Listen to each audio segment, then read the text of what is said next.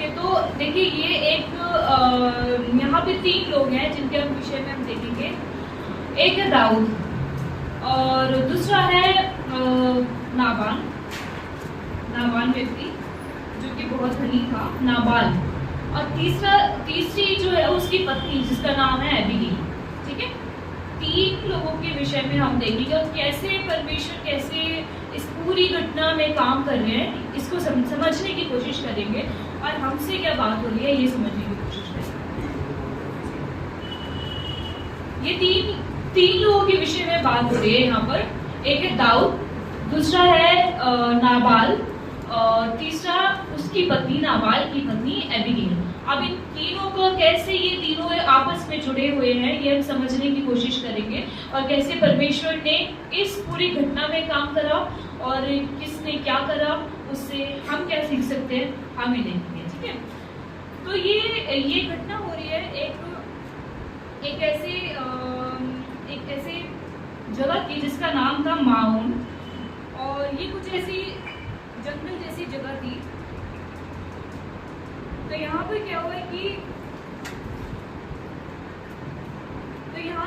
ये बात जो है पूरी घटना हो रही है। यहाँ पर अगर आप देखोगे 25 पद में ऊपर लिखा है सैमुएल की मौत कैसे हुई है।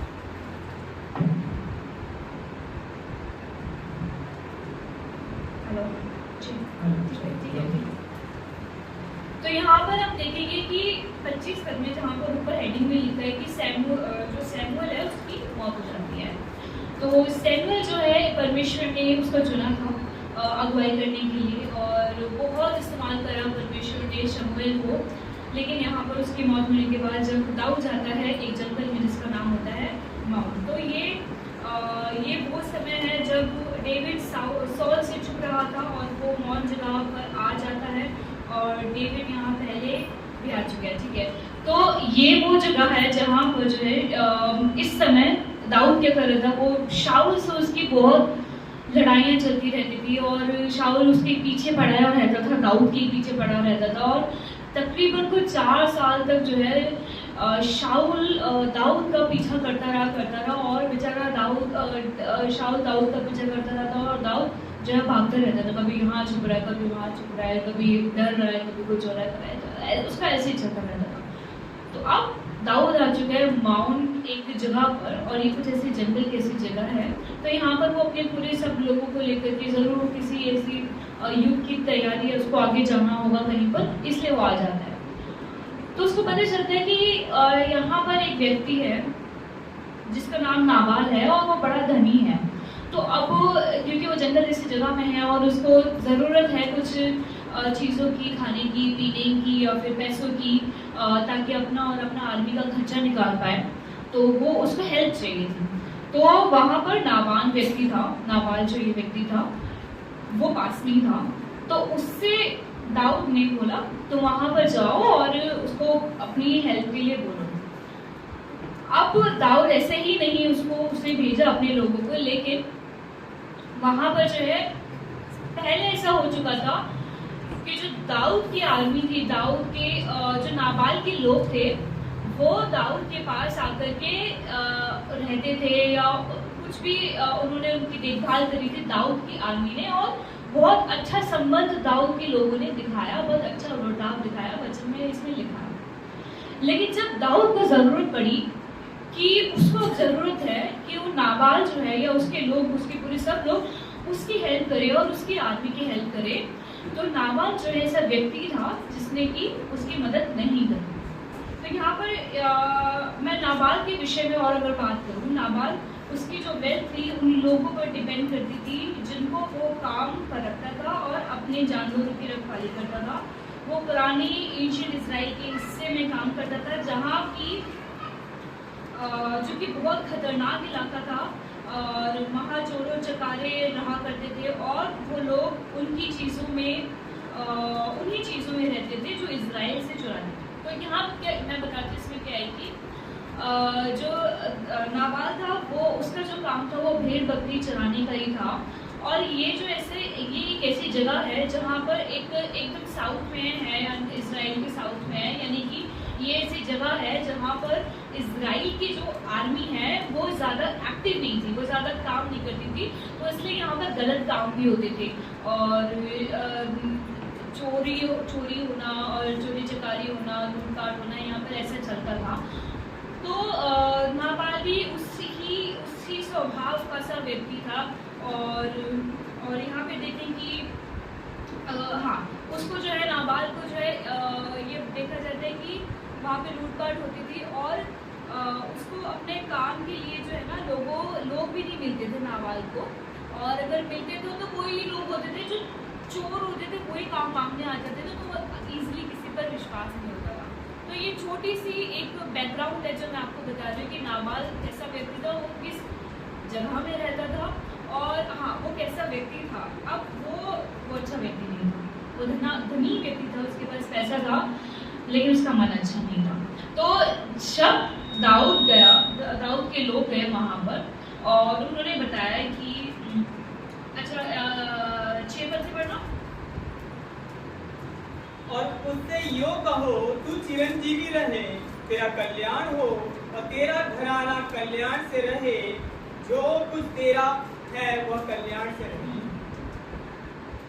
आगे मैंने सुना है कि तू ऊंट कतर रहा है, तेरे चरवाहे हम लोगों के पास रहे। हाँ, तेरे चरवाहे हम लोगों के पास रहे, यानी कि दाऊद के पास उन लोगों के पास नाबाल के चरवाहे रहे थे और ना तो हमने उनकी कुछ हानि की और ना कुछ खाया। और अपने जवानों से यह बात पूछ ले और वे तुझको बताएंगे। तो यहाँ पर बताया जा रहा है कि क्योंकि मैंने बताया कि जो उसका चरवाहा का काम था, तो इसमें लिखा है कि वो ऊन कुतर रहा था। जब ऊन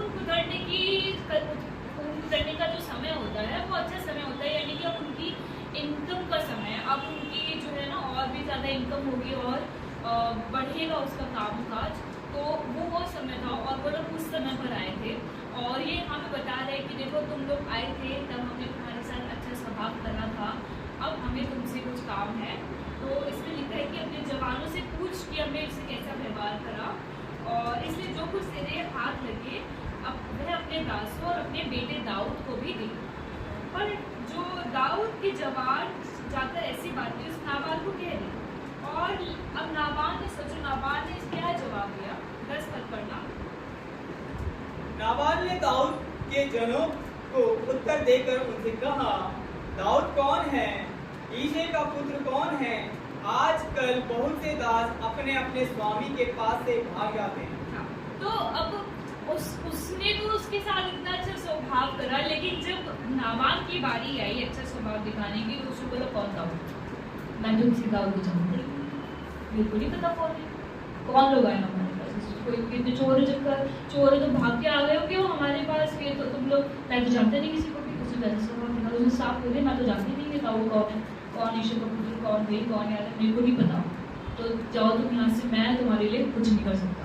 उसने साफ उसका ये रवैया रहा था। और जब दाऊद ने सुना उसको तो बड़ा क्रोध आ गया। पढ़ो, इसी में लिखा हुआ है 12 पर पढ़ो। तब दाऊद क्या मैं अपनी रोटी, देखो उसमें 11 पद में क्या बोल रहे हैं, नाबाल क्या बोल रहे हैं कि क्या मैं अपनी रोटी पानी और जो पशु मैंने अपने कतरने वालों के लिए मारे हैं लेकर ऐसे लोगों को दे दूं जिनको मैं जानता ही नहीं कि अभी ये सारा काम उठा करके मैं तुम लोग को दे दूं? है दाऊद जो यहाँ पर अब तुम मेरे से ये मांगते आए हो, ये सब कुछ है, मैं तुमको दे दूं? तो उसका ये रवैया रहा था। अब ये बात पहुंची दाऊद के पास। 12। तब दाऊद के जवानों ने लौटकर अपना मार्ग लिया और लौटकर उसको ये सब बातें ज्यों की त्यों सुना दी। तब दाऊद ने अपने जनों से कहा, अपनी अपनी तलवार बांध लो। तब उन्होंने अपनी अपनी तलवार बांध ली और दाऊद ने भी अपनी तलवार बांध ली, और कोई 400 पुरुष दाऊद के पीछे चले और 200 सामान के पास रह गए। जब दाऊद ने सुना कि अच्छा उसने ऐसा कहा, दाऊद तो भाई आर्मी को लेकर के, पूरी सेना को लेकर के घोड़े पे सवार होकर के कि भाई अब तो मेरे को उसको मारना ही है, खत्म नहीं करना है। उसने ऐसे बोल कैसे दिया, उसकी हिम्मत कैसी हो गई कि उसने ऐसे मेरे लोगों को ऐसे बोल दिया। कभी कभी दाऊद को अपनी इंसल्ट से ज्यादा जो है ना अपने जो सैनिक है, अपने आर्मी है, उनकी इंसल्ट में भी जब बात आ जाती है ना तो फिर वो बौखला जाता है कि उसने ऐसे कैसे कर दिया। तो जो कि अच्छी बात भी एक लीडर को होना चाहिए, लेकिन दाऊद ने कितनी फुर्ती दिखाई यहाँ पर। दाऊद ने कैसे एकदम से डिसीजन ले लिया कि मेरे को अब इसको मारना ही है, खत्म ही करना है, अब तो युद्ध, अब तो जंग ही छिड़ेगी। उसने ऐसे कैसे कह दिया, कैसे मेरी मदद नहीं करेगी। दाऊद पूरी सेना के साथ तैयार हो गया और वो उसको मारने के लिए आ गया। लेकिन क्या ये सही है? क्या ये सही है? दाऊद, अगर वो दुश्मन दाऊद का है तो क्या परमेश्वर में इससे कोई लेना देना नहीं है ना? अगर अभी यहाँ पर इससे पहले शाऊल की बात हो रही थी 24 पद में, 24 के 12 अध्याय में, 24 अध्याय के 12 पद में क्या लिखा है? ये शाऊल के विषय में, शाऊल जो यहोवा मेरा और तेरा न्याय करे और यहोवा तुझसे मेरा बदला ले, परंतु मेरा हाथ तुझ पर ना उठेगा। हाँ, देखो दाऊद को ये समझ थी कि जो शाऊल है वो मेरा दुश्मन है। अब शाऊल जो मेरा दुश्मन है उससे परमेश्वर ही निपटेंगे, और इसलिए वो शांत रहता था, वो चुप हो जाता था, क्योंकि उसको भरोसा था कि मेरा बदला लेने वाला जो है परमेश्वर है, और परमेश्वर ही उसका बदला लेते आए थे, और परमेश्वर ही उसको आगे बढ़ा। लेकिन जब नाबान की बात आई तो दाऊद ने भूल गया कि ये अगर मेरा शत्रु है तो जैसे परमेश्वर शाऊल के साथ निपट रहे हैं, परमेश्वर नाबान के साथ भी तो निपट सकते हैं।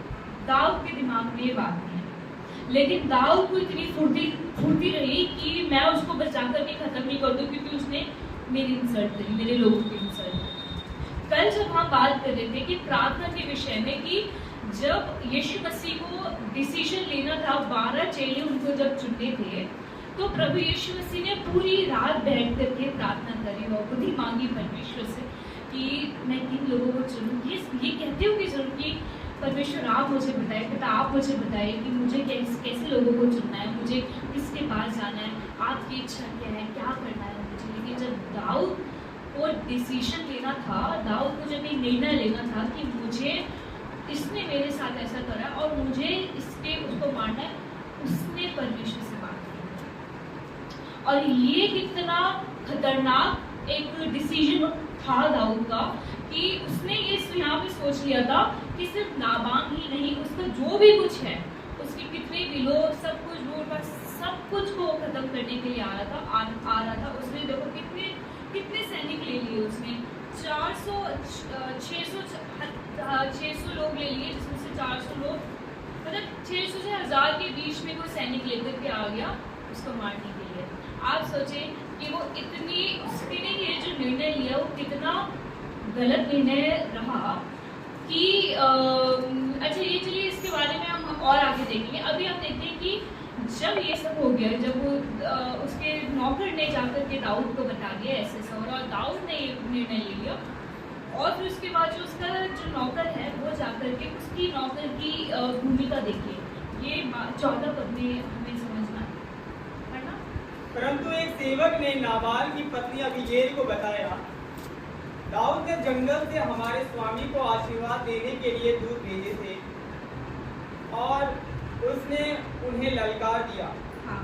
परंतु वे मनुष्य हमसे बहुत अच्छा बर्ताव रखते थे और जब तक हम मैदान में रहते हुए उसके पास आया जाया करते थे, तब तक ना तो हमारी कुछ हानि हुई और ना हमारा कुछ खोया। हाँ।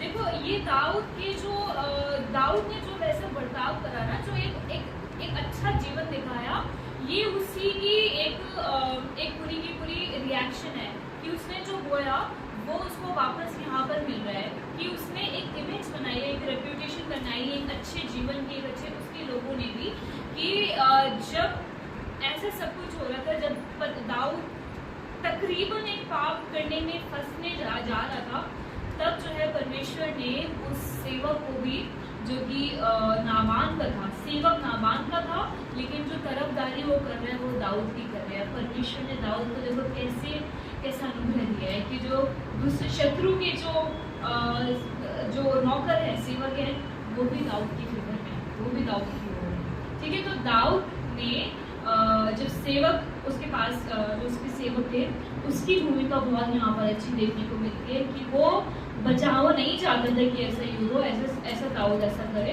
और उसने जाकर के एबीगेल को बताया। एबीगेल नाबाल की पत्नी थी। अब ये एबीगेल जो है ये बहुत, इसमें वचन में लिखा है कि वो रूपवती थी, और इसमें लिखा है कि वो बुद्धिमान भी थी, वो परमेश्वर का भय मानती थी, और उसको पता है कि उसका पति जो है कितना खराब व्यक्ति है और वो परमेश्वर का भय नहीं मानता, लेकिन वो मानती है। और जब उसको ये पता चला कि दाऊद ये सेना लेकर के यहाँ पर आने को हो रहा है, तो उसने ठान ली कि मैं दाऊद को रोक करके रहूँगी, मैं दाऊद को रोक करके रहूँगी। और देखो ये इससे कर्म भी करा था, जैसे हम कह रहे थे कि हमें कर्म नहीं करना चाहिए, इससे विश्वास से प्राप्त नहीं हुई, लेकिन कर्म भी करना चाहिए। उसने कितनी सारी चीज़ें बनाई, और इस तरह की एबीगेल ने फुर्ती करी, और 200 रोटी और 2 कुप्पी दाख मधु, 5 भेड़ों का मांस और 5 सुआ, और बहुत सारी चीज़ें जो है उसने करी।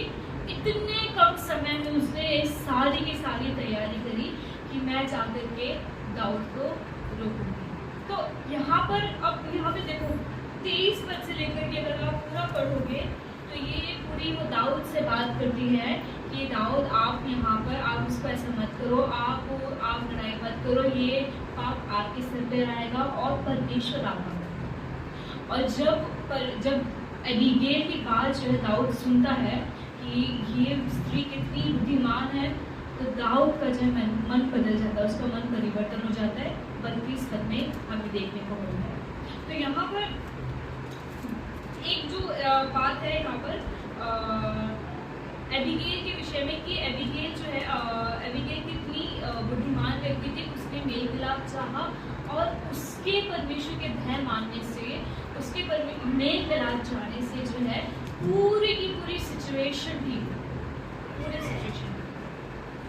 कभी कभार आप जो है हो सकते हैं आप बुद्धि से काम ना लो, जैसे दाऊद नहीं ले रहा है, जैसे आप एकदम उत्तेजित होकर के काम डिसीजन ले लो, कुछ समझ में आए अचानक से कर दो, लेकिन हमें ये नहीं पता रहता कि उसका आगे रिजल्ट क्या होगा, आगे जाकर के वो क्या उसका क्या प्रतिफल होगा, क्या ये परमेश्वर की इच्छा में है, क्या इससे परमेश्वर की महिमा होगी, और कहीं कुछ बुरा तो नहीं हो जाएगा।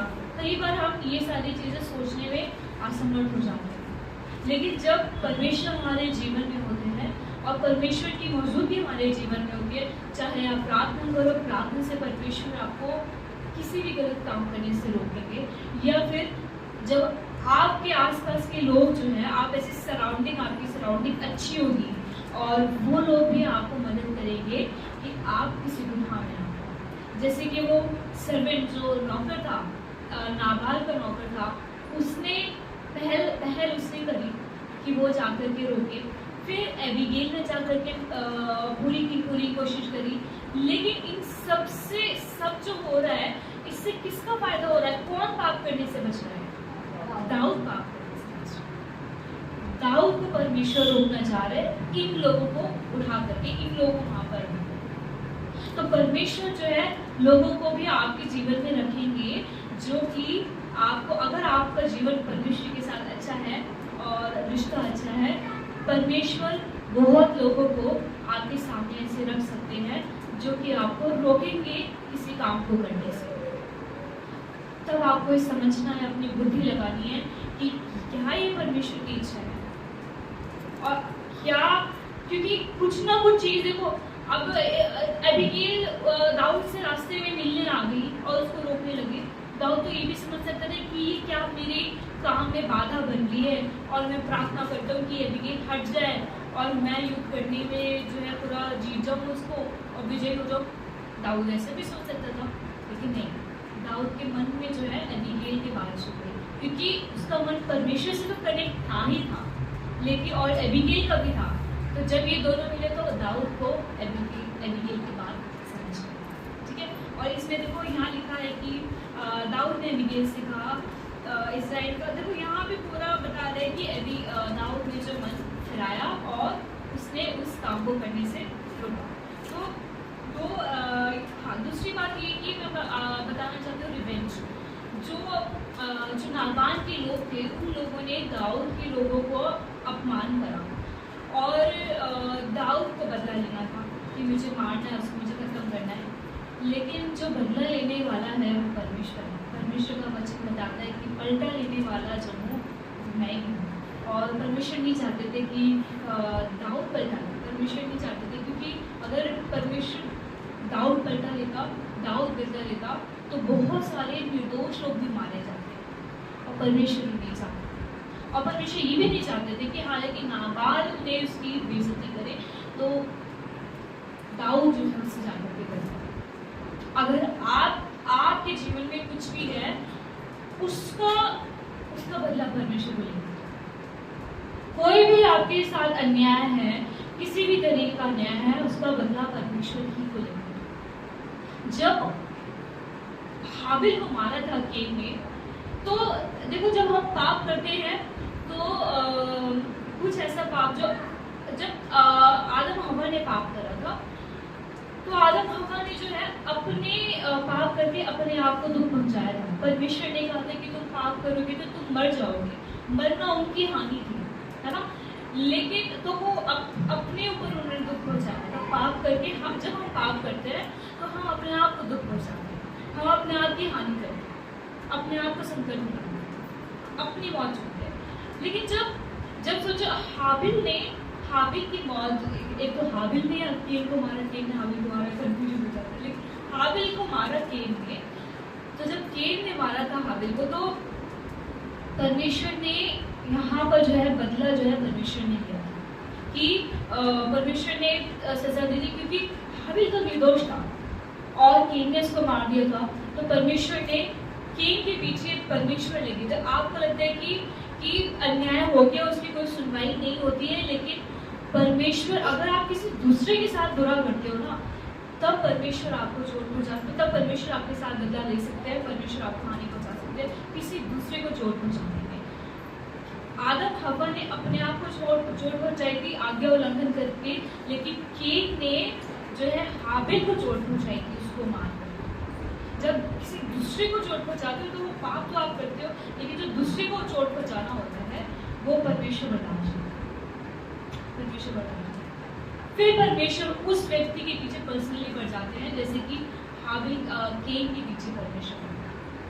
इसीलिए यीशु मसीह ने जब क्रूस पे जब वो मर रहे थे, तो वो लोगों को क्यों बोला था कि हे पिता इन्हें क्षमा कर, क्योंकि ये नहीं जानते कि ये क्या कर रहे हैं। ऐसे शब्द प्रभु यीशु मसीह ने कहे थे, क्योंकि उन्हें पता था कि जो पिता है वो बदला लेगा। जो ये मेरे साथ कर रहे हैं, जो परमेश्वर इनके साथ जो बदला लेंगे, ये सह नहीं पाएंगे। और उनको पता नहीं है, इसलिए इन्होंने यीशु मसीह ने कहा था कि इनको माफ करना, क्योंकि ये नहीं जानते क्या। जब दाऊद नाबाल को मारने की ठान रखा, दाऊद के दिमाग में नहीं आया था कि जैसे शाऊल का बदला परमेश्वर ले रहे हैं, जैसे मैं शाऊल के ऊपर हाथ में उठा रहा हूँ, परमेश्वर डील कर रहे हैं, तो परमेश्वर नाबाल के साथ भी डील कर सकते हैं। लेकिन उसने बदला लेने की ठान ली थी, वो बदला ले भी लेता अगर बीच में सारी चीजें नहीं, और परमेश्वर को फिर हो सकता है दाऊद के ऊपर परमेश्वर ने से बचाया। तो आज मैं आपको बताना चाहती थी, अपना कोई भी चीज़ जो है खुद ना, परमेश्वर को अपना मुकदमा लड़ने। परमेश्वर ही है जो आपके साथ कोई भी किसी भी तरह के अन्याय का जो बदला है वो प्रभु को ही लेगा। प्रभु ही आपके सारे काम को सफल भी करेंगे, और कोई भी अन्याय जो आपके अगेंस्ट हो रहा है, आपके खिलाफ हो रहा है ना, परमेश्वर उसको भूलेंगे। आप भूल जाओगे कि मेरे साथ किसने ऐसे कहा, लेकिन प्रभु नहीं भूलेंगे कि आपके साथ किसी ने ऐसा करा और आप चुप रहे। आपकी जो चुप्पी है ना, वो परमेश्वर को बहुत एकदम अभिचैन कर देगी कि इसका बदला नहीं हुआ, इसने ऐसा, इसके साथ ऐसा हुआ था, या फिर इसने ऐसा करा था, इसका बदला नहीं हुआ। परमेश्वर न्याय, परमेश्वर न्याय, और किसी भी तरह की बेइज्जती का बदला लेने में परमेश्वर सक्षम है। क्या हम विश्वास करते हैं कि हमारा बदला प्रभु ले सकते हैं? क्या विश्वास करते हैं कि हमारी बेइज्जती का बदला प्रभु ले सकते हैं? क्या विश्वास करते हैं कि हमारे साथ कोई बुरा करता है तो उसका बदला परमेश्वर प्रभु लेते हैं? अब यहाँ पर मैं ये नहीं कहना चाह रही हूँ कि आप उसके लिए किसी के लिए बुरी कामना करो, या बुरी या बददुआ निकालो, या श्राप दे दो उसको कि प्रभु तूने मेरे साथ ऐसा करा है, तो देख प्रभु तेरे साथ ऐसा नहीं। आपका मन सीधा है, आपका मन नम्र है, दीन है, आपने किसी से अन्याय को सह लिया है, अब परमेश्वर की बारी है कि वो उस चीज को पूरा करेंगे जो आपने किया। आपको समझ में आया? ठीक है। अब देखो, अब जब दाऊद ने छोड़ दिया, अपना बदला लेना छोड़ दिया, दाऊद को एबीगेल की बात समझ में आ गई। एबीगेल ने जो उसको समझाया दाऊद को समझ में आ गया और दाऊद ने मान कर आ गया। दाऊद अपने मन को कोमल करा, नम्र करा और उसे छोड़ दिया। अब परमेश्वर ने देखो कैसा बदला दिया। 36 से पढ़ना।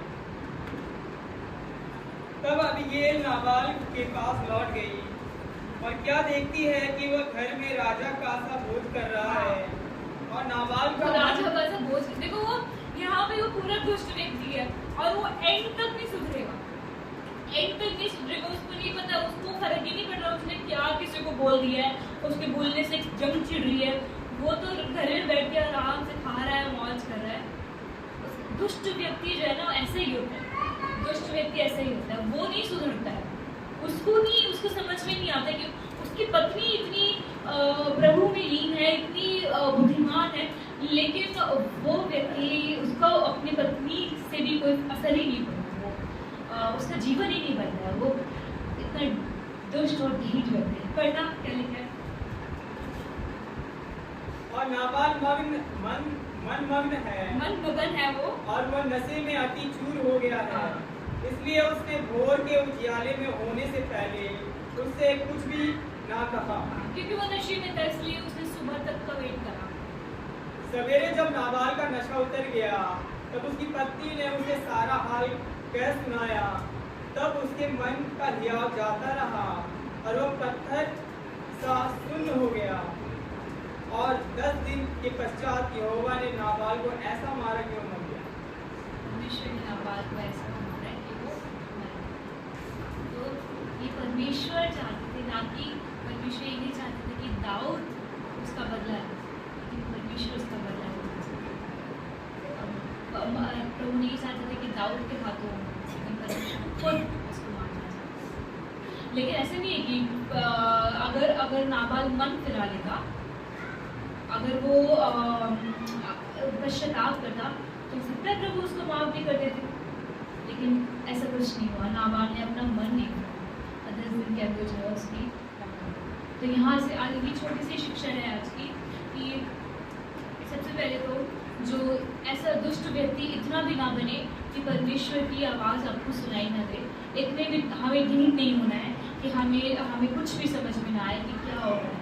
और जैसे अच्छा स्वभाव रखोगे तो परमेश्वर जो है आपको बहुत सारे फेवर देंगे, लोगों के अनुग्रह देंगे जैसे दाऊद को दिए।